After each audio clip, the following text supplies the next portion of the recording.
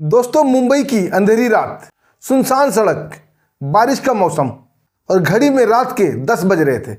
एक अकेली लड़की जिसके वस्त्र कई जगह से फटे हुए थे, बारिश में पूरी तरह से भीग चुकी थी और ठंड से थर थर कांप रही थी और एक कोने में कहीं दुबकी सी खड़ी थी। उसे समझ नहीं आ रहा था कि रात कैसे कटेगी। तभी एक उसके सामने लग्जरी गाड़ी आकर रुकती है। उसके अंदर शहर के एक मशहूर बिजनेसमैन बैठे हुए थे। उनका नाम था अरविंद श्रीवास्तव। हालांकि उनके दिल में गरीबों के लिए कोई दया नहीं थी, लेकिन अनायास ही वो गाड़ी रोक देते हैं और एक टक उस लड़की को निहारने लगते हैं और एकाएक कड़कती हुई आवाज में पूछते हैं, ए लड़की, तुम कौन हो?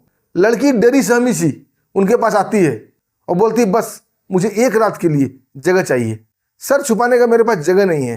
मुझे बहुत ठंड लग रही है। मैं बारिश में भीग चुकी हूँ। मेरे पास कोई कपड़ा भी नहीं है। अरविंद श्रीवास्तव कुछ सोचते हैं और एकाएक गाड़ी का गेट खोलते हैं और उस लड़की को बैठ जाने का इशारा करते हैं। लड़की बैठ जाती है। अरविंद श्रीवास्तव अपना गाड़ी आगे बढ़ा देते हैं। सफ़र लगभग आधे घंटे का था, लेकिन दोनों में से कोई किसी को कुछ नहीं पूछता है, कुछ नहीं बोलता है। दोनों मौन थे। अरविंद श्रीवास्तव को बड़ा सा बंगला आता है। नौकर दरवाज़ा खोलते हैं। अरविंद श्रीवास्तव गाड़ी को पार्क कर देते हैं। लड़की को उतरने को बोलते हैं और नौकर से बोलते हैं, इसका ख्याल रखना। ये बोलकर अरविंद श्रीवास्तव अपने कमरे में चले जाते हैं। इधर नौकर उस लड़की को लेकर एक दूसरे कमरे में सोने की व्यवस्था कर देता है। उसे खाना पीना खिलाता है और उसे एक कपड़ा भी देता है। लड़की अब अच्छा सुकून फीलिंग कर रही थी। इधर अरविंद श्रीवास्तव भी सो जाते हैं खाना पीना खा के। जब सुबह 8 बजे अरविंद श्रीवास्तव को नींद खुलती है तो देखते हैं घर का माहौल कुछ बदला बदला सा था। नौकर चाकर आपस में दबी जुबान में कुछ बातें कर रहे थे, कुछ फुसफुसा रहे थे। अरविंद श्रीवास्तव को ये अजीब लगता है और एक नौकर से कड़कदार आवाज में पूछते हैं, क्या मामला है? क्या बात होगी? तुम लोग क्या बातें कर रहे हो? वो नौकर हकलाता हुआ से बोलता है, मालिक कुछ नहीं, बस ऐसे ही। वो लड़की जो आई है रात को, वो लड़की सुबह से ही पूजा घर में बैठी हुई है और किसी से कोई बातें नहीं कर रही है। दोस्तों, अरविंद श्रीवास्तव को ये माहौल बिल्कुल बदला हुआ सा लगता है।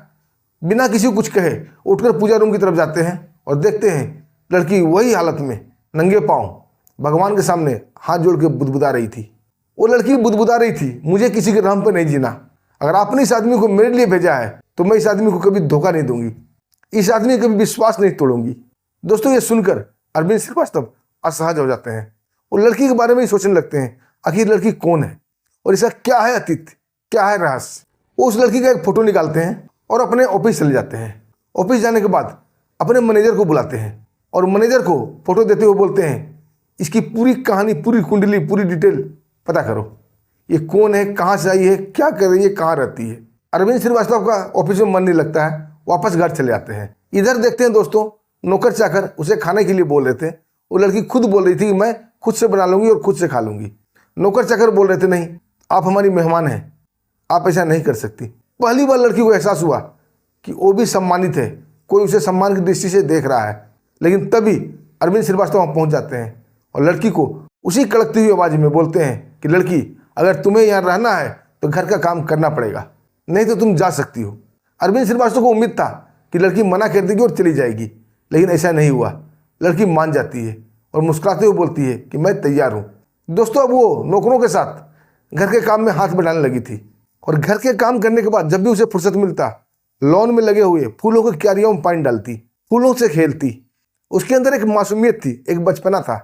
जल्द ही 1-2 दिन में ही वो सभी नौकर चाकर से मिल जाती है और नौकर नौकरानी भी उसे अपने बच्चे की तरह प्यार करने लगते हैं। इधर 2 दिन के बाद अरविंद श्रीवास्तव जैसे ही अपने ऑफिस जाते हैं, उसका मैनेजर घबराया हुआ आता है, बोलता है, सर गजब हो गया। अरविंद श्रीवास्तव भी चौंक जाते हैं। अरविंद श्रीवास्तव मैनेजर से पूछते हैं, आखिर हुआ क्या? मैनेजर घबराया हुआ से बोलता है कि सर, जिस लड़की का फोटो आपने दिया था वो कोई और नहीं, वो नेहा मेहरा है, विजय मेहरा की इकलौती वारिस। विजय मेहरा का नाम अरविंद श्रीवास्तव उज्जैन में टकराता है और कुछ सुना सुना सा लगता है। वो अपने आप में बुदबुदाने लगता है कि विजय मेहरा इस देश के जाने माने उद्योगपति जो कि दिवालिया हो गए थे। उनका मैनेजर बोलता है, हाँ, विजय मेहरा इस देश के जाने माने उद्योगपति थे, बहुत बड़े बिजनेसमैन थे, लेकिन वो दिवालिया नहीं हो गए थे, कर दिया गया था। उनका बिजनेस पार्टनर जगदीश ठाकुर ने धोखे से उनकी सारी कंपनी अपने कब्जे में कर लिया था और इस सदमे से उनकी मौत हो गई थी। उसके बाद उनकी पत्नी और उनकी बेटी का क्या हुआ किसी को नहीं मालूम, लेकिन आज ये फोटो देखकर लगा कि उसकी पत्नी और उसकी बेटी जिंदा है, विजय मेहरा की वारिस जिंदा है। दोस्तों, ये सुनते ही अरविंद श्रीवास्तव को पैर तले जमीन खिसक जाती है। वो जिस लड़की को गरीब बेसहारा समझकर उसे सहारा दिया था और नौकरों वाली ट्रीटमेंट किया था, वो इस देश की सबसे बड़ी बिजनेसमैन की बारिश थी। अरविंद श्रीवास्तव को अपने ऊपर बड़ा ग्लानि होता है और ऑफिस से फटाफट वो घर जाते हैं। वहाँ देखते हैं कि नेहा मेहरा लॉन में फूलों के साथ खेल रही थी। अरविंद श्रीवास्तव उसे बुलाते हैं। अब पूछते हैं, लड़की तुम्हारी हकीकत क्या है, सच सच बताओ। नेहा मेहरा के अंदर कोई डर नहीं था। वो एकाएक बोलती है कि मुझे मालूम था मेरे सामने ये सवाल उठेगा और इसका जवाब देने के लिए मैं तैयार हूँ। और बताती है कि मैं इस देश के सबसे बड़े बिजनेसमैन विजय मेहरा की बेटी हूँ, नेहा मेहरा। लेकिन मैं अब वो सब भूल चुकी हूँ। वो मेरा अतीत था। आज जो मेरे पास है, आज मैं सिर्फ नेहा हूँ। मेरे पास कुछ भी नहीं है। सर छुपाने की जगह तक नहीं है, खाने के भोजन नहीं है, पहनने के कपड़े नहीं है। अरविंद श्रीवास्तव बोलते हैं कि तुम पूरी कहानी मुझे इत्मीनान से बताओ, आखिर क्या हुआ था। तब नेहा मेहरा बताती है कि मेरे पिता विजय मेहरा के एक बिजनेस पार्टनर थे, जगदीश ठाकुर।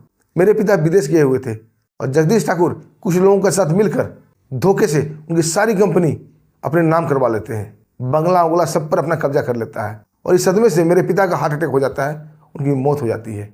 उसके बाद जगदीश ठाकुर के लोग मेरी माँ का भी मर्डर करना चाहते थे, उन्हें भी मारना चाहते थे। लेकिन माँ मुझे लेकर घर छोड़कर निकल पड़ती है और हम लोग एक झुग्गी झोपड़ी में जाकर एक किराए के मकान में रहने लगते हैं। जब तक थोड़े पैसे हम लोग के पास थे, काम चलता रहा।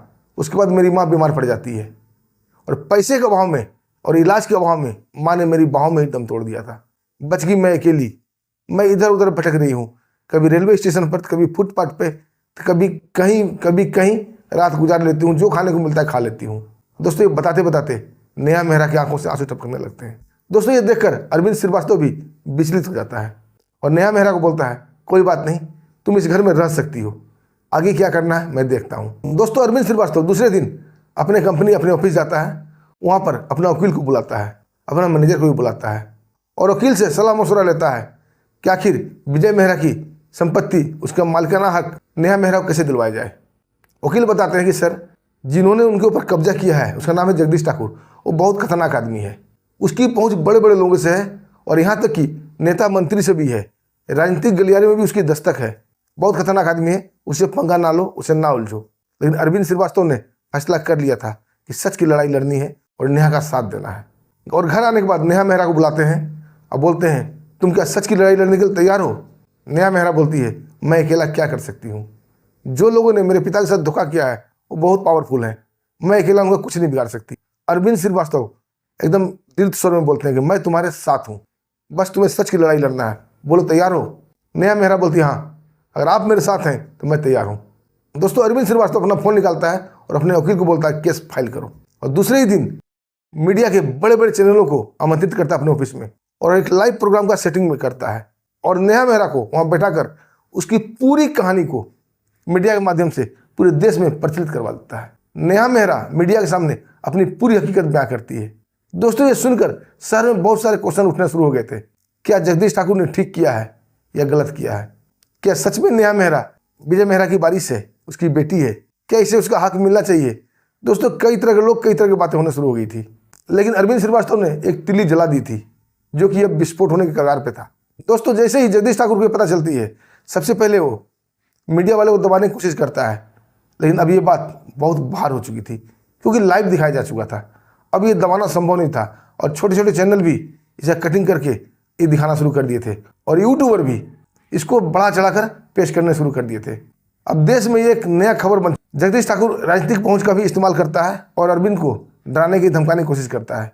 लेकिन अरविंद नहीं मानता है और एक दिन जगदीश ठाकुर अपनी बड़ी से काफिला लेकर, कई गाड़ियों का काफिला था, कितने गुंडे थे, सब लेकर वो पहुंच जाता है अरविंद श्रीवास्तव के पास। उसके ऑफिस में जाकर उसे धमकाता है कि तुम्हारी हिम्मत कैसे हुई मेरे खिलाफ आवाज़ उठाने की, ये तुम ठीक नहीं कर रहे हो। अरविंद श्रीवास्तव बोलता है, मैंने आपके खिलाफ कुछ भी नहीं किया है, बस मैं सच की लड़ाई लड़ रहा हूँ। अगर आप सही हो तो आपको डरने की जरूरत नहीं है और आप गलत हो तो आप जेल जाओगे।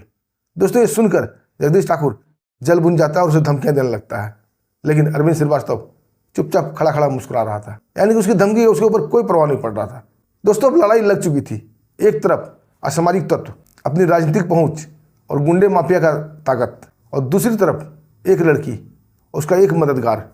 लेकिन दोनों सच के लिए लड़ रहे थे। अब ये देखना था कौन जीतता है। कहते हैं दोस्तों, चाहे कुछ भी हो जाए, सच कितना ही परास्त हो जाए, लेकिन जीतता जरूर है। दोस्तों, अरविंद श्रीवास्तव के पास कई तरह के कॉल आ रहे थे, मैसेज आ रहे थे, उन्हें सब धमकी दे रहे थे। लेकिन अरविंद श्रीवास्तव थोड़ा भी डगमगाता नहीं है।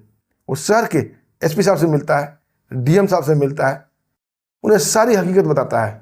जब एसपी साहब और डीएम साहब भी सारी हकीकत से रूबरू होते हैं तो वो भी अरविंद श्रीवास्तव का साथ देने का फैसला कर लेते हैं। दोस्तों, अब वो दिन भी आ गया था कि दूसरे ही दिन कोर्ट में इसका फैसला होना था। शहर के लोग इसका इंतजार कर रहे थे।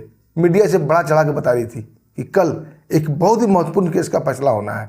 और जगदीश ठाकुर कोशिश कर रहा था कि अरविंद श्रीवास्तव को और नेहा मेहरा को कैसे भी करके कोर्ट जाने से रोका जाए। लेकिन अब उसके बस की बात नहीं थी, क्योंकि अरविंद श्रीवास्तव के साथ और नेहा मेहरा के साथ एक मीडिया का घेरा हमेशा रहता था और पुलिस वाले भी रहते थे। अब दोस्तों, दूसरे दिन का बेचैनी से इंतजार था जगदीश ठाकुर को भी, अरविंद श्रीवास्तव को भी और नेहा मेहरा को भी। रातें काटे नहीं कट रही थी।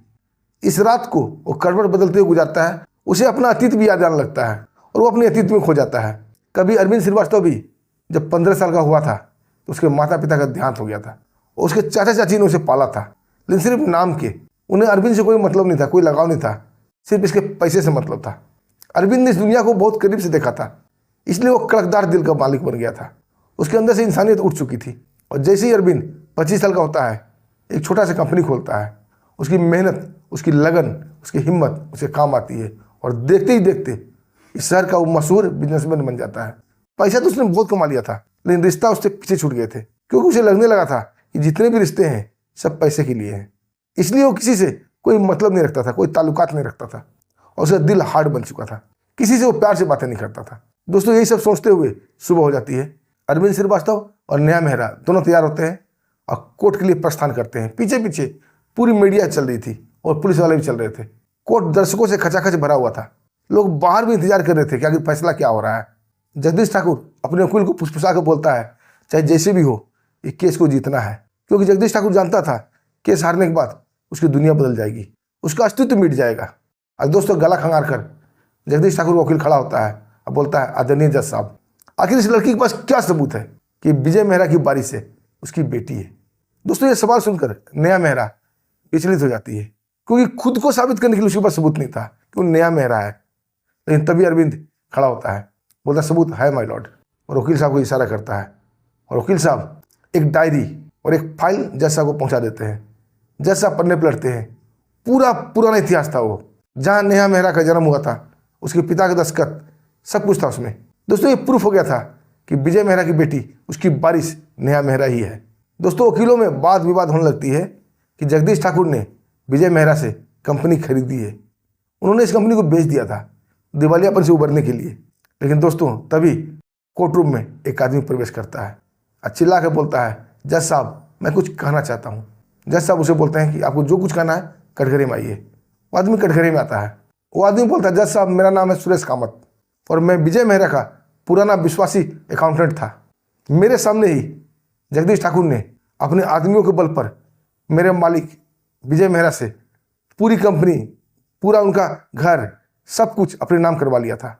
मेरे सामने ही विजय मेहरा ने हार्ट अटैक से दम तोड़ा था। ये लोग मुझे भी मारना चाहते थे, लेकिन मैं ये शहर छोड़कर निकल गया था। लेकिन जैसे ही मुझे मीडिया के माध्यम से ये पता चला ये केस रीओपन हो रहा है, मैं भागता भागता आया। दोस्तों, उसकी गवाही पर जज साहब गौर करते हैं।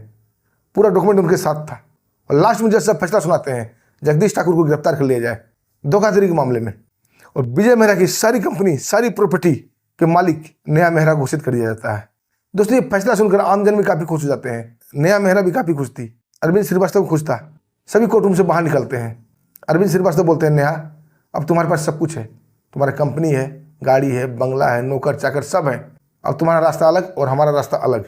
दोस्तों, नेहा मेहरा अरविंद श्रीवास्तव को आंखों में देखती है और बोलती है कि अगर मैं जाना ही ना चाहूँ तो।